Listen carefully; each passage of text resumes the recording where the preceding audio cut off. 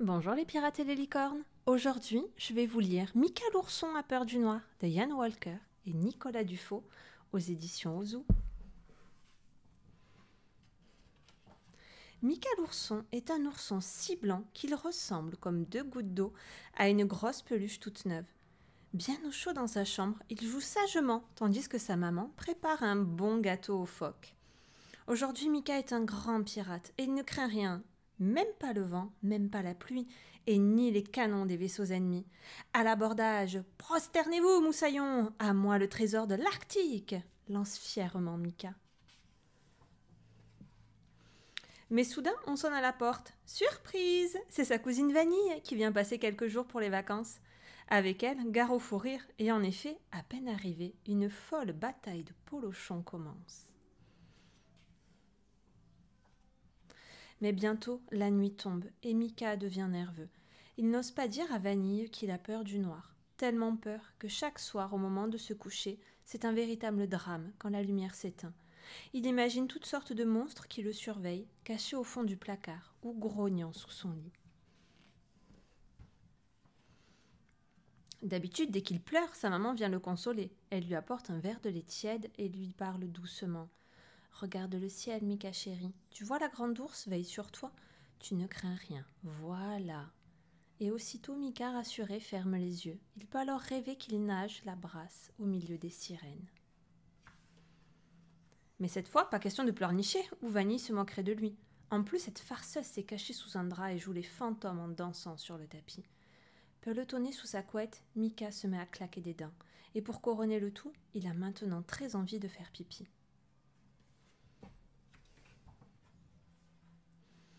Ne me dis pas que tu as peur du noir, demande Vanille à son petit cousin. Il vaudrait mieux t'y habituer, car demain c'est la nuit polaire, la nuit la plus longue et la plus fantastique de tous les temps. Au village, il y aura des magiciens, des cracheurs de feu et même des esquimaux pour le dessert. Mais rien qu'à l'idée d'être plongé dans le noir aussi longtemps, Mika s'affole et tombe du lit.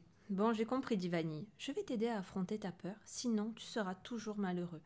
Mets ton costume de Super Teddy, chausse tes bottes en plastique, prends cette lampe de poche et suis-moi. Vanille ouvre la porte du jardin glacé, mais dehors le ciel est plus noir que de l'encre. Mika n'ose pas sortir. Il a bien trop peur de l'abominable géant qui les attend dans l'obscurité. Mais Vanille, tu as vu son fusil, murmure-t-il. Allume ta lampe de poche et tu verras bien, répond-elle avec un grand sourire.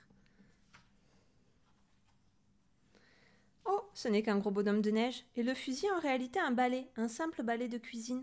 Tu vois qu'il n'y avait pas de quoi fouetter un chat, se moque gentiment Vanille en le prenant par le bras. Mais là-bas, ces ombres qui avancent vers nous, je suis sûre que ce sont des chasseurs. Des chasseurs? Tu as beaucoup trop d'imagination. Allez, la lampe de poche, Mika. Un rayon de lumière révèle soudain une famille de pingouins qui pêchent tranquillement sur la banquise. Ouf, bah j'ai eu chaud à vous, Mika, les joues légèrement rouges. Revenons vers la maison, propose Vanille. Devant la porte d'entrée, deux immenses serpents sont dressés face à eux. Mika manque de s'évanouir et fait tomber la lampe de poche. Par chance, sous le choc, celle-ci allume toute seule. Aussitôt, Vanille et son cousin éclatent de rire. Les deux serpents? Ce sont en fait les skis du voisin, plantés dans la neige. Mais en regardant vers le garage, Mika croit apercevoir à l'intérieur un dragon qui garde un carrosse. Il s'approche sans faire de bruit et au dernier moment braque sa lampe en plein sur le nez de la bête. En le voyant, celle-ci agite la queue et sautille en aboyant. Mais c'est Maxime, le plus gentil des chiens de traîneau. Mika commence à se prendre au jeu. De plus en plus courageux, il ouvre la porte de la maison, mais sursaute tout de même en voyant l'énorme araignée qui les observe depuis l'entrée. Ah zut, la lampe de poche est cassée. Vanille allume alors la lumière et fait un clin d'œil à son cousin. La voilà ton araignée, c'est un parapluie ouvert. À présent, Mika n'a plus peur du tout. Il se met à chanter joyeusement en montant l'escalier. Dans le couloir, Vanille lui demande d'une toute petite voix. Mika, ces deux têtes qui nous regardent sur le mur. Ah non, ne me dis pas que tu as peur d'un miroir maintenant, c'est le monde à l'envers. Allez, au lit peureuse.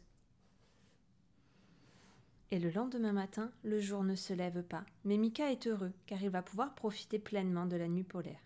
Il décide même de participer aux activités et organise un petit spectacle pour tout le village.